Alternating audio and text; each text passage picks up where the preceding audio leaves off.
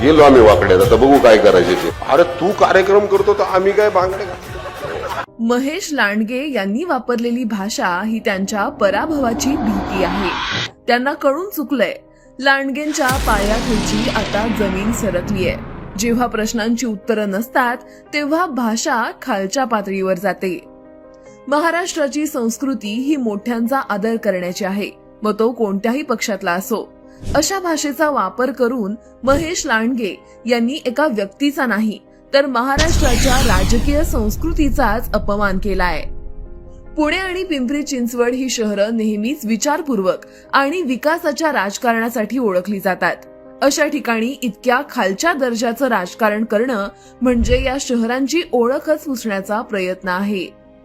काल वापरलेली भाषा ही याच गोष्टीची कबुली आहे की अजितदादांनी पिंपरी चिंचवड महानगरपालिकेतील भ्रष्टाचार आणि युवकांचं भविष्य उद्ध्वस्त करणाऱ्या राजकारणाचा पर्दाफाश केलाय. महेश लांडगे हे विसरले आहेत की ते महाराष्ट्राचे उपमुख्यमंत्री आणि पुण्याचे पालकमंत्री यांच्याबद्दल बोलत आहेत. त्याहून महत्वाचं म्हणजे ज्या नेत्यांनी त्यांना राजकारणात आणलं, संधी दिली, ताकद दिली, त्यांच्याबद्दल ते अशी भाषा वापरत आहेत. स्वतःला हिंदुत्ववादी म्हणवणारे महेश लांडगे हे हिंदू धर्मातील मूल्य विसरलेले दिसतात. हिंदू संस्कृतीत मोठ्यांचा आदर केला जातो. इथे हिंदुत्व हे मूल्य म्हणून नाही तर युवकांचं आयुष्य उद्ध्वस्त करण्यासाठी वापरलं जात असल्याचं स्पष्ट दिसतंय.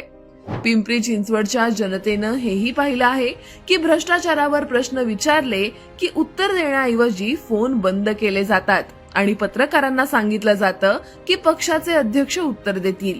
ज्यांच्याकडे भ्रष्टाचाराच्या आरोपांवर उत्तरं नाहीत आणि जे माध्यमांपासून पळ काढतात, अशा दर्जाहीन राजकारणाला पिंपरी चिंचवडकर आता सहन करणार नाहीत.